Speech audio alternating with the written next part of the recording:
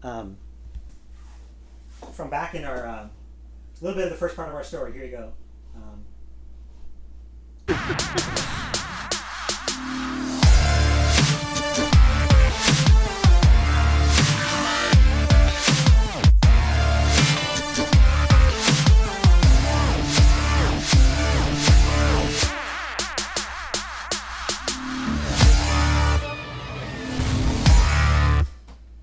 We started our RV adventure. We sold our house in December. Good question.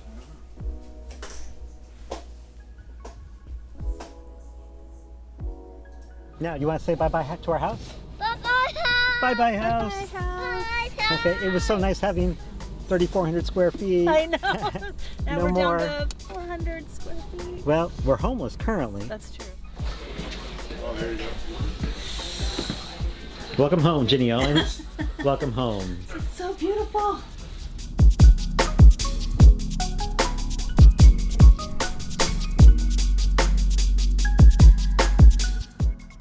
And then we ended up thinking it would take us about 3 days to load our RV. Ended up taking A month? a month. Yeah, and we ended up parked in my mom's driveway for a month. Yep. And then we were going to get out of town, and we went to Seaside, Oregon for a week for a practice trip. Yep. And then after Seaside, came back and we parked. Oh yeah, it was part of our parking at my mom's for a month. But then we went out and stayed at Sebastian's grandma, the Newtons. We went to Portland for a week while we waited for me to, I had to have a medical procedure done. And then we thought we'd be in California like right away. And we ended up sticking around for that, and we got stuck in the blizzard and several feet of snow. So we were there a lot longer than we anticipated. About an extra month, so 2 months. Anyway, 2.5 months finally into our RV adventure. We finally got out of the state of Washington and into the state of California. Yep. And here we are on the beach. Yep. It finally happened. Yay! Mm-hmm. I see the beach! I know, we're gonna walk toward it. Come on, bud.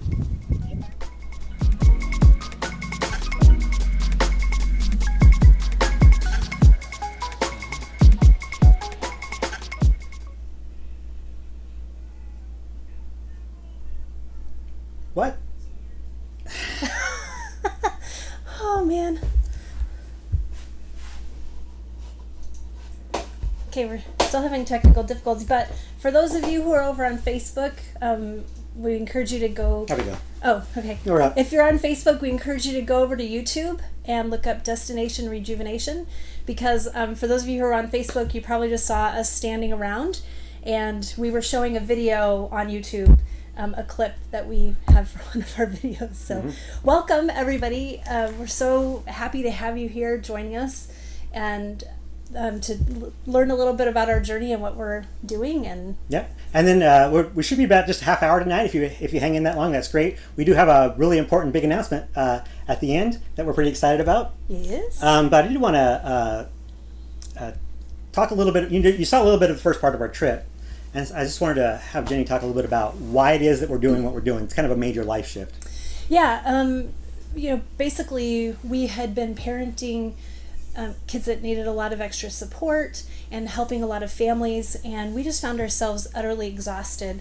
Even though we've been trying to follow a lot of self-care practices and stuff like that, our life as it was just really, we felt like little gerbils on a wheel, and we tried to get ahead and tried to get some margin in our life and some rest, and it wasn't working the way that we were doing things.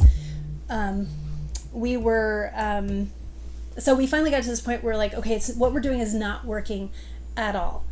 And so what do we need to do? We need to take some more drastic steps. For us, we were like, okay, what do we need in our lives? And we decided we needed to find beauty because we had spent so much time dealing with the ugly things, the things that people don't talk about at parties. And then we also needed margin because we did not have that in our lives. We had no white space whatsoever. And we needed adventure. For us, that was something that we needed. So could we make that happen? And so we finally decided, we thought about a sailing trip, and we finally decided to do this RV trip. Yep. And the question really then comes in my mind, like, why are you documenting this? Why are you launching a YouTube channel? Why am I spamming this out there to Facebook? And believe me, it's not because I'm some kind of an egomaniac. We don't even usually take selfies. We just don't. Yeah, yes. I mean, not the selfies are. No. Yeah. And frankly, I'm pretty much an introvert. It would be easier not to do it. And also, we want more margin in our lives. And so actually, it takes quite a bit of time just to put together the videos and do all the shooting. So, but I think it's a labor of love because as I was explaining to some of the parents that I work with, when I work with their kids in the clinic, and I was explaining to some friends why we're doing what we're doing, and that we're taking these very big drastic steps to kind of just bring balance back in our life and to be able to continue to do really important things. They would come back and they would tell me, oh my gosh, that was so inspiring. I decided to do these things in my life. We're selling our house, or we're moving to so-and-so, or I'm stopping grad school. Whatever it is, it was like they recognized that there was sometimes major changes that need to happen. And it's interesting when you think about the parents of kids who have some special needs. They're really good at trying to research what's good for their kids, but they're really bad at taking care of themselves. And when you start talking about self-care and margin and all that kind of stuff, they kind of tune out because they just want to know the new techniques for taking care of kids. So anyway, I guess the reason we're doing this is we want to be an inspiration to others, and then also to know that it may be that you can't step out of life right now. We had a perfect timing with our life right now to be able to do this. Not everybody can step right out and do that, but what they can do is maybe have the hope that this could happen in the future, or maybe have a little fun by watching us have some fun. I don't know. Well, and I think it could inspire people to make some of those changes that they can make now, because like you said, we did some drastic things, but maybe there are smaller things that people can do in their life to get that margin, to be able to focus on beauty, to have some adventure. Yep. So yeah, and if you guys are on the YouTube channel now, and you can pop up in the chat, that'd be great. We'd like to know where you're from. We're watching some of the people on Facebook, and that's good too. But like to know where you're from, and then if you have questions, you can pop them over in there. If you're looking, if you can't find the link on the Facebook page there that we have the event posted to, just go over to YouTube and type Destination Rejuvenation. You'll see the live event there, and we'd love to see you there. Oh yeah, there we go. Gmots, thanks for typing in. I'm not sure what that says. That must be a spelling error. Either that or you're from a different country. Hey, it's our daughters there, and Kayla are there too. Hi Kayla. So some good questions coming up already. By the way, Spartan, I'm assuming that's Jacob. You're asking him, Uncle Gabe, to renovate a van. And that's a great idea, by the way. But one of the things we're finding is that with the 42 long foot RV, we're a little limited with some of the places that we can go. Yeah. Van's awesome. You can park in the middle of nowhere. Exactly. That's great. Okay, so we're going to try to answer some questions that people have already asked, because not everybody can think of the questions on the fly. But we get questions over and over again, so we thought, well, you know what, we're going to answer those questions, and maybe that will answer questions that you have already, because we do get a lot of people that ask it. So first question we get was it hard to sell your house, and do you ever miss it? The first question, absolutely. In fact, when we first decided to do this, we were like, how can we keep our house and still do this? We didn't want to have the kids find a place to live or whatever, the ones that were living with us. And so it was really hard. It was a really hard decision. And we just tried to figure out a way to do it. And financially, we just couldn't make it work without selling our house and getting rid of it. And for me, now Lynn is a little bit better at this, but for me, it was really hard to get rid of stuff. I tend to hold on to things a lot more. Yeah. And we basically kept what would fit in a 10 by 20, and then maybe a few other pieces were parceled out to people that could watch over them until if we needed them back or whatever. But as far as do we miss it, honestly, we don't. We're going to have an episode we have an episode available on the channel right now, just giving why we feel like this was the best choice for us as far as the RV goes. And we feel so at home here. It feels very homey. So we honestly haven't missed our home. No.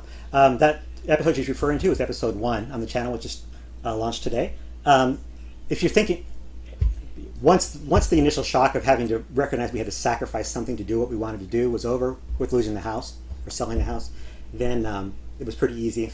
I want to show you a little moment that we had It was the night before we closed on our house. Uh-huh. We had just finished packing. We had just finished Like cleaning up cleaning up, everything. and we all got in the van. It was really late at night, probably like 11. It was really late for Sebastian. We were getting ready to head over to our hotel. Car's actually packed full of stuff, and I just turned the camera on because I thought it would be kind of a nostalgic moment. Here it is. Yeah.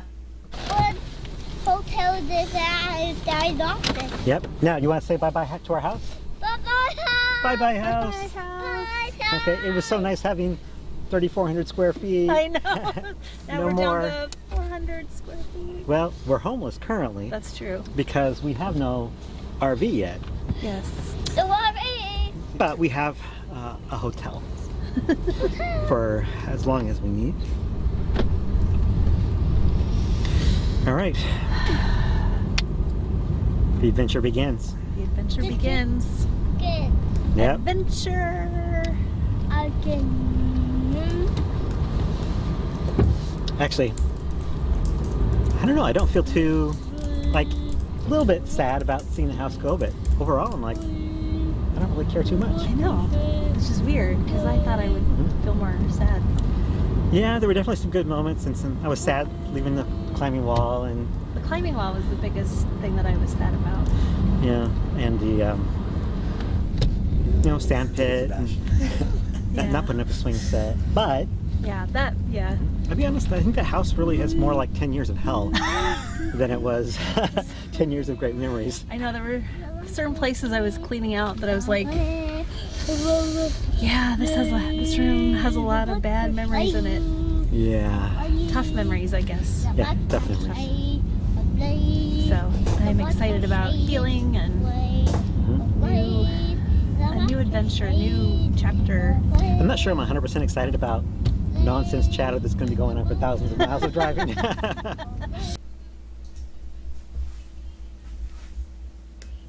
Okay, by the way, Amanda, hello, and good to see you. I hope you're having fun in Montana. You're on an adventure too. And Steven, Yeah? hey, we love you. Yeah, I think Mom's hair looks good too. Yeah, I just got a cut yesterday for, I don't know, I just wanted to do something different with it. I don't know if it's bad that this is the most quality time we spent with our kids in a while, having them here in the chat room. Okay, so what's the next, Jen? About our kids. People ask they ask about Sebastian, but how are your older kids doing? Here they are, the 3 older kids. Yeah. Awesome, wonderful kids. Go ahead. And well, they're doing great. I mean, we could not be more proud of them and who they've become. And you want to tell a little bit more about? Yeah, well, people ask about where they are, and like how did you get away with moving out of your house with your young adult children in there? And we're like, well, we just told them we were moving, I guess, and they didn't have much choice. So, but we really worked hard to get them doing that. And the one thing I want to say about my kids is we are both incredibly proud of them, and they're doing insanely well. I don't know how many people could start with a hard start in life like that. I mean, most of you know the story because if you're here tonight, it's because you're friends and family on our very first channel event. But for those of you who don't, we adopted them when they were 8 and 10 years old, and so 10. Oh, yeah, 8, 10, and 10, yeah. And when you have a hard start in life, it's pretty tough to. It's 1,000 times harder than it is for anybody else to. I don't know. And so when we talk about our kids, and this is kind of like part 2 of our story here, rejuvenating, because frankly, for them and for us, as we went through this process together of dealing with all the junk that was part of their lives and done to them, it was hard for everybody for good reasons. And so when we say we're rejuvenating, it's not because they have horrible character or horrible kids. It's because it was just hard work that we all did together, and we did it willingly, and we did it gladly. Yeah. We don't resent doing the work at all. No. But now is the time for us all to recover and just find the joy, and I don't know, just recover from all the process. I don't know how to say that any better, but yeah. So they're doing well. Caleb, our middle son, is in college, and he's heading to become he wants to work in mental health. He works with me every week with some of my one of my clients.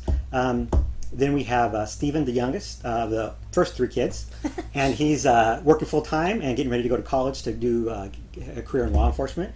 And Bree, she moved out, on her own before we even started. Now she got her own place to live, and so we're just proud of where they all are. Working full time. But we miss them, and that's one of the sacrifices we made. Yeah. So that's our kids. That has been really hard. We miss you too, Bree. Let's see. What have you learned so far? That's another question that we get. First of all, I have learned that it is absolutely worth the cost to get the thicker dog poop bags. That has been like, Absolutely. whew. But I think we learned a few more serious things. Yeah. Well, I think for me, this whole process has been interesting in recognizing that I'm not God. I mean, and I know I would say that, but I act like it because I try to fill my life with more. You know, I want somebody asking me to do a good thing, or I have a desire to change the world, and so I step up and I just start doing it. But and then recognizing that both I don't have infinite capacity, I don't have infinite time, and I don't have infinite space. And so it's easy as you're younger to keep adding more and more stuff into our lives, both things and time commitments, volunteerism, work, and that kind of thing. All good things. Yeah. But we're not deliberate about taking stuff away. And so we get overwhelmed. And I know I was victim to that a lot.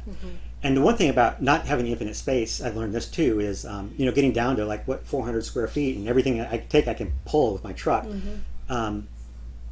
You recognize that we are not infinite. In 10 years we lived in that house, we had 2 spaces.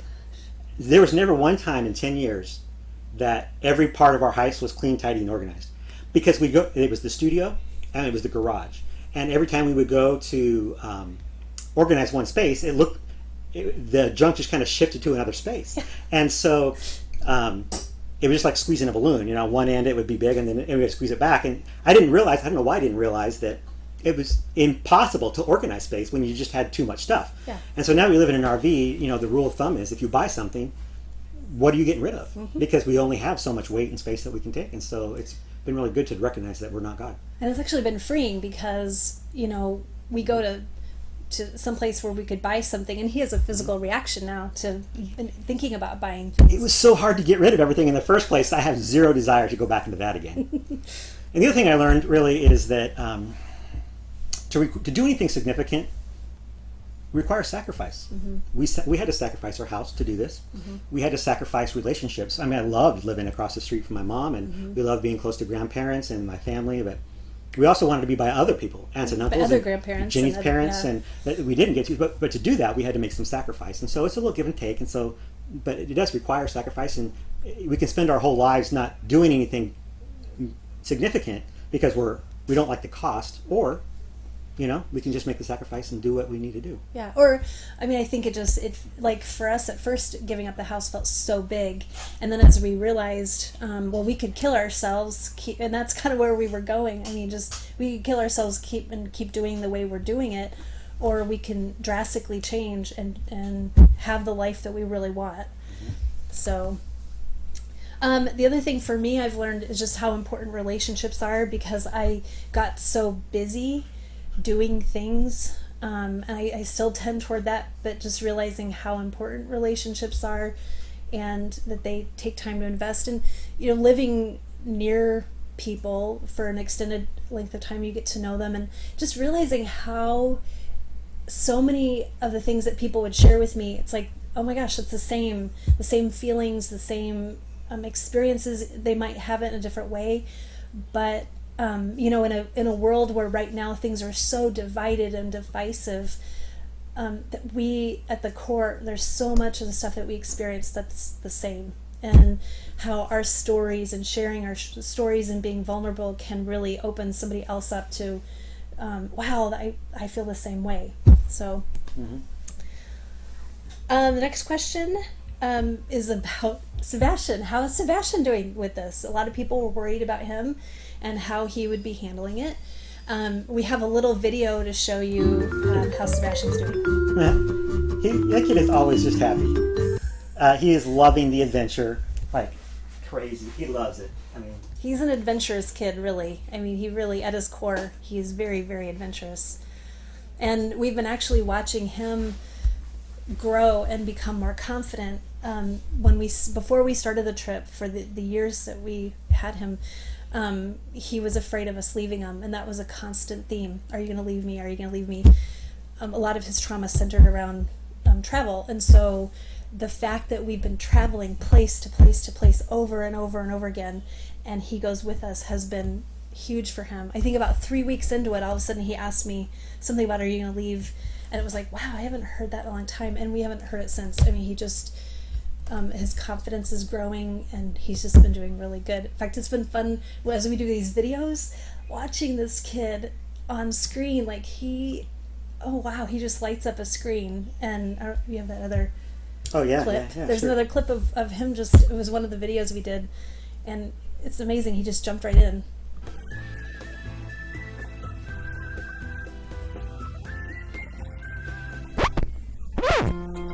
We're doing a tour of the RV here, and he just jumped right in as we're giving people a tour.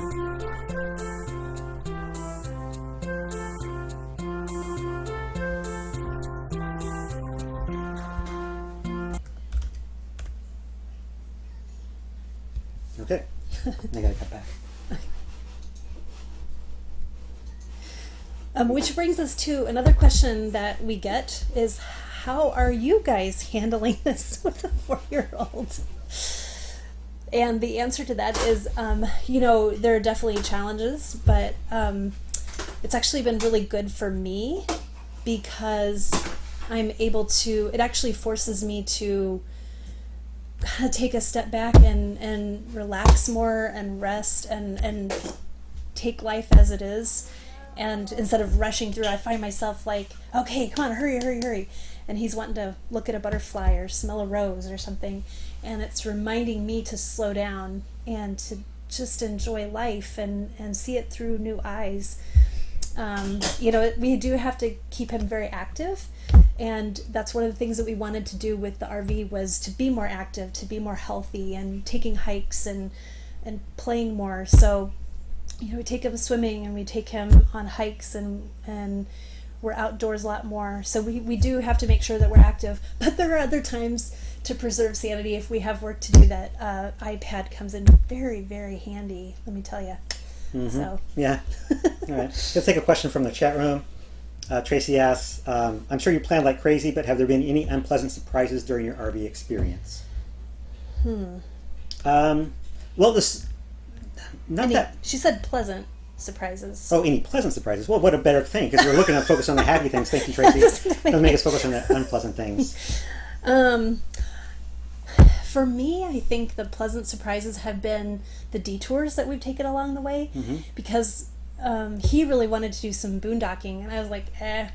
And a couple of times we decided to take detours, and they were really cool places. Maybe not someplace I'd spend a week vacationing or whatever, but just really fun, cool places. And some of them we'll share a little bit later in videos, but like we found this really cool ghost town that artists had come in, and at first we thought we were in the middle of a zombie apocalypse, but when we realized what was going on, we were like, oh, this is the coolest place ever.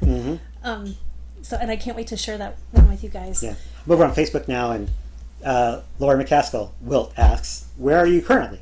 We are in Jamie's parents' backyard. Yes. We haven't grown past camping in our parents' yard. So yeah, we're just here in Greenville, Wisconsin. Yep. People ask where we've been.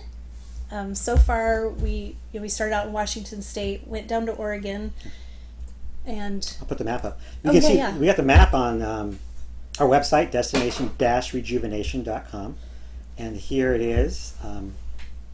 All the places that we've been, about 7,500 miles of travel. Go ahead. So you can see like where we've just parked, where we were in somebody's backyard, or a curb or whatever. And so we went down, we stayed a little bit in Oregon, and then California, over to Arizona, mostly like 6 weeks in Texas visiting family. It was awesome. Huntsville, Alabama, spent some time with Tracy, yay. Up to Kentucky, and some family in Indiana, and then up to Wisconsin. Yeah. Okay. And next question. Along that lines, people ask where we're going next. I think I skipped ahead, but yeah, Jenny. So when we get that question a lot, where are you going next? What do we tell them? wherever we want to go is wherever we have a saying based on the Lion King. Also, along with, hey, wherever we want to be, that's where we're going to go. And we also say, home is where you rest your rump, from Lion King. So, so next, our plan is we'd like to spend some time in Washington State. Sebastian's birthday's coming up. We want to see our other kids and family there. We're not sure if we're flying or driving. And then we want to spend some time on the East Coast. So we want to be in the, I've always wanted to go to Maine and New Hampshire when in the fall with the beautiful leaves. So we're hoping to spend some time on the East Coast and then maybe head down toward Florida, when it starts to get cold. Yeah. So right. we become snowbirds. Yeah. Next question that we get a lot from the people who know us well, because I think everybody else would think it's too impolite. But basically, how can you afford this? We live in a brand new, beautiful RV, and anyway, that's the first question. The other one is, how much does it cost to do this kind of a thing? So the first question is, it was just a God's blessing, really, at the right time. We had bought a house in foreclosure, and we did a massive amount of work to it over a decade, and that's combined with the fact that the housing market in Tri-Cities just exploded this year, meant that we really turned a very tidy profit. It was enough profit that when we paid off the house, we had enough to buy the RV and a truck, and do some upgrades like the solar and the macerator, and to have a little reserve for the trip, and that's basically how we're doing it. But how much does it cost? The truth is, not that much. The expenses are really our fuel, and so I get about 10 miles to the gallon with the truck, and so at $3 a gallon, figure it out. But the other big expense can be where we park. And so we joined a membership. 1,000 Trails is a membership camping organization, and so when we did all the bells and whistle upgrades, it ended up costing us maybe $800 for a year of camping. And we can stay at any 1,000 Trails, it's like 80 or 100 of them, something like that. And we can stay at any of those for free for 2 weeks. And then we have to be out for a week Yeah. before we go back in for 2 weeks. And so that week we usually either driveway surf at some family's house or yard, or we boondock somewhere, and at times we've paid for campgrounds, like at Disney and that kind of stuff. So yeah, so it's not that expensive. No more expensive than, actually cheaper than home. Yeah. Because we don't have a lot of utilities and that kind of stuff. And but yeah, I think it's pretty actually affordable lifestyles. We spend a lot less than we used to. Well, and I mean, he really put his work down. I mean, not cut his work hours back. Right. Again, so we could get the margin and rest and stuff like that. People wonder, do I work? Yes, that's why we have the office back here. I do work a little more than 2 days a week with clients, and then some more time with the business. So yeah, we're staying involved, but so it's not like I'm not working this year to do that. We couldn't do that. Yeah, we couldn't afford to do that, but would have been really nice. That would have been nice. Okay. Let's see. Oh, okay. Any advice for young adults who want to travel around the country? That's a good question. I don't know. Yeah. Then camping is very popular these days. Yeah, it is actually. Yeah, and you don't have to spend a lot. We wanted something beautiful, so we feel like so definitely, there's some risk around going there, but there's a lot of people who do it. So I don't really have any advice for young adults, I guess, because I don't know. Yeah. But if you can afford it, and I would definitely have a reserve. I wouldn't do it without a reserve. Cash on your hands. Yeah. Yeah, because it's amazing how there's a lot of stuff. There were things that we planned for, and then there were things that happened that were like, oh, okay, well, there goes some of our reserve. One thing I would say is maybe look at mobile jobs, because like Amazon and other companies, they hire people temporary jobs that can live in their RV parks. So they put you up for free. You bring your van or RV or whatever, and then you work. And so Amazon has those programs. Some trucking companies have those, and so that'd be a good way to do it. Tracy, you have the best questions ever. Oh my gosh. She says, have you found it challenging to travel with pets? Let me address this to Brianna right there, because Emma has been a pain in the butt this week. She's got a big gash on her side, a lot of money. Now she's diarrhea and vomiting all over the RV. It's a huge challenge. Anyway, that's been probably the biggest challenge, honestly. I had a friend that was like, oh my gosh, you're going to hate it. And for the most part, it hasn't been too bad. But yeah, this week it was one of those we were like, oh my goodness, why did we do this? Yeah. So, yeah. Okay, next question is, what's the favorite thing you've done? For me, it's not really so much a thing. It's just the fact that I like change. And when we get to a new spot, we set up the RV, we put out the slides, we come in, and it's a new space. It's beautiful. I just love that part of it. And then I love the boondocking and the unexpected. So that's what I like most about the trip. So if I had to say a favorite place, it would be the Salton Sea because it was our first boondocking and unexpected experience. But I think for me too, it was just that whole thing of the detour. Hey, we were planning on going straight to Texas, but you know what? Sebastian wasn't doing well with travel, and so we were like, hey, let's just find a place. And those unexpected detours have been, I mean, some of them have been like, I've had the most scary things. Like we had a rattlesnake heading right toward us when we were in Yuma, Arizona. Beautiful, beautiful location. But I was like, okay, I'm done. I want to be out of Yuma right now. But it was such a cool experience. And, now we have a fun story to tell and we were all safe. So I think the unexpected detours have been the most favorite part. Yeah. Next question is? I already did the where have you been so far. This is again Tracy. Seriously, she's got the best questions. Has living in an RV strengthened the marriage or brought you closer to divorce? Tracy, that depends on the day. I'm just kidding. No, it's been great. What are you talking about? No, I'm just kidding. Oh, did we lose it? Yeah, I'm just sorry.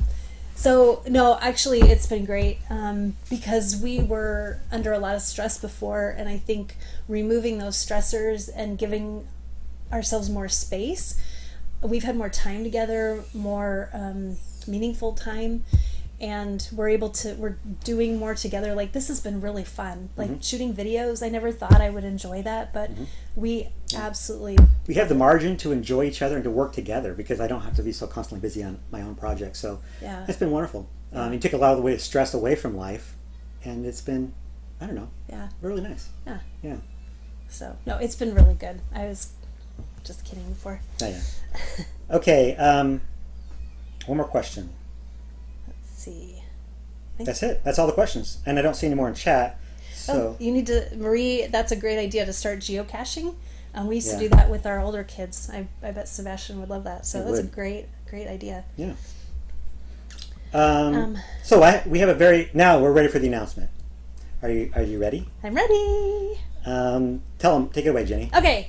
So for those of you who know me, I have been working on this book, Dancing with a Porcupine, for 7 years. And so many times in the middle of it, I really thought it would never happen. He for sure thought it would never happen. I remember one time he was like, I will believe it when I see it. So it is finally done. The book is actually completely done. The only reason we're setting a date out is because we want to spend some time getting some word out before the book launches. And so we set a launch date for August 22nd. And you can you can do a pre-order of the Kindle version on Amazon. And can you have the other one? Yeah, I mean it's gonna be available wherever books are sold, and you can pre-order it from other bookstores. Amazon, you can't actually order the paper book until August 22nd, but you can order the ebook today. Today, it's available. Yeah, here it is. You go to the website, and it is available. There it is on Amazon. Yeah, I bet you can get it whenever. On the 22nd, you can get it anywhere you want, any bookstore. And we started this launch team. My friend Tracy really encouraged me to do that, and I'm so glad I did because what we did was we have about 60-some people, and they're reading the book ahead of time. And then it's been great because I expected that we would kind of read the book in chunks, and I've had people just sit down in 2 sittings or 3 sittings or whatever and finish the book. And so I just want to share a few of the comments that launch team members have made. It's actually been kind of overwhelming because we weren't asking for comments, but people were reading reading them. We were. I mean, it wasn't one of those where like, hey, like, give me good stuff. But it's been the response has been incredible, and it's exciting because I spent so much time on it. It's been such a labor of love to have it. Like, to have that response has been great, and we're having technical difficulties. Mouse isn't working too good. Yeah. There you go. So Here's the first comment. First comment, oh my word, Jenny, I literally just finished this book. I'm crying, sad to see the adventure over, happy that you were able to enjoy your little man, mad that people don't understand PTSD, seriously, unless you're a combat veteran, and so many raw emotions. Thank you for sharing and working through it all so you can be here today, and thank you for the ministry you share with us. I cannot wait to share this. The next person, is it not working? Said, read it in one day, couldn't put it down. It's amazing. And that's actually been a really surprising comment that we've gotten, is I couldn't put it down. In fact, somebody she wasn't on the launch team to begin with, but I just said, hey, could you read this? And if you're okay with it, if, and can get the word out. And so she wrote me and said, you have it. Hi Jenny, yesterday I started to just take a peek of the first chapter of your book, and well, I finished it this morning. It was so good. I felt your pain and joy and doubt so many times as a foster adoptive parent. The health issues and the trauma mirrored your story. You have a gift for writing, and I truly felt connected to you and your story, and it was an easy read and entertaining. So, because it is the story of all foster parents and adoptive parents. And again, I would add that even special needs parents. I felt goosebumps one minute and tears the next. This was from someone who I didn't know before the book launch. They were a friend of somebody else's. She said, Jenny, we have not ever met, but I'm super excited to be part of this launch team. I just sat down to read Dancing with the Porcupine and found myself not able to get up until I have just now finished the last page. Though I am not an adoptive mom, I have walked many of the same experiences with wounded kids of my own. Thank you for such a fantastic book, your willingness to be so transparent into the real world of living with wounded kids. I'm truly honored and privileged to be a part of this launch team. And then the last one is Sherry Eldridge. For those of you who don't know her, she has written multiple books on adoption. She's an adoptee, and so she has really great insight on coming from that angle, like how to understand what goes on and the feelings and stuff. And she said, she read my book. She was the speaker at the Pennsylvania Rejuvenate, which is coming up in October, by the way. Look at foreverhomes.org if you're interested in going. But she told me, she came and we connected, and she read it, and she said, over the decades I've read and endorsed many books about adoption, but this one stands apart from the rest. I believe every adoptive and foster parent should read this book. In fact, it should be required reading by CPS and adoption agencies. And I've actually had other people tell me that they wanted to look into getting it for every foster parent, everybody that's becoming a foster parent. Now, I don't know, because of the faith element. I share it from my perspective, but some people might have a problem with that. I don't know how that would work, but for those of you who are Christians, just pray with us, and that this book would get in the hands of the people who really need it. Because one of the comments that I've gotten a lot is, man, I thought I was the only one, and I felt so alone, and this book helped me understand that it wasn't just me, and I was carrying all this guilt and all this stuff, and this has really been helpful. So mostly we just want to get it in the hands of people who could really use that. And I've had actually people who are not foster adoptive parents, they've never parented a child with trauma, and they connected with it as well. So I can say honestly that Jenny, she's not just out in her own home there. It's just been amazing to see the people who every time they read the book, they're like, oh my goodness, that was such a great story. So we're excited. Hope you can, if you want to get a copy of the book and do it, that's great. I'll say this, I think that one of the things I appreciate about our friends and family showing up tonight is this YouTube algorithm to try to get our channel launched, to get the words out there, really kicks in when we get about 1,000 subscribers. And I think tonight we were just shy of 400. So if you haven't subscribed yet, please subscribe to the channel. That would just help us get the word out to other people. And another way you can help us is maybe just check out the book.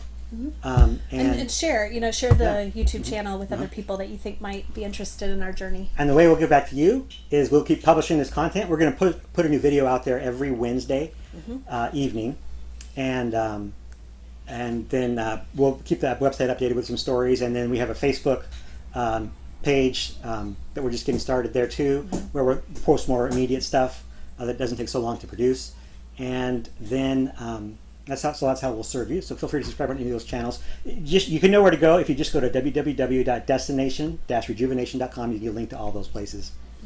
So thanks for helping us out tonight. Thanks for being here, you guys. Yeah, thank you. It was so fun to be with you guys, and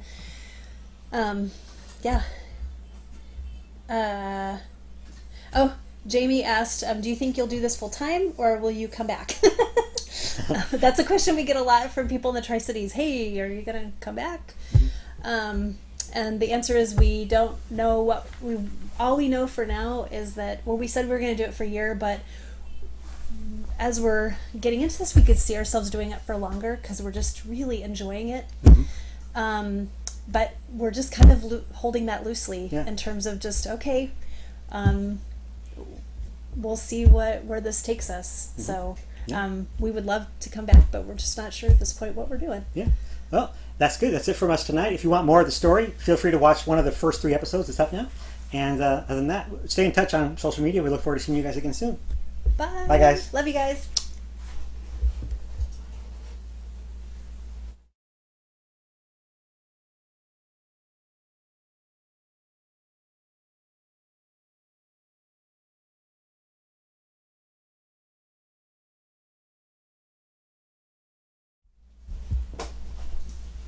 Sebastian wants to say goodbye. Go ahead. Come on, bud. You gonna tell everybody? Say bye. Bye. Can tell them to subscribe. Here, come up here. He's doing his Godfather impression. Oh. Okay. You want to do it? There you go. All right. All right. Good night. Bye, guys.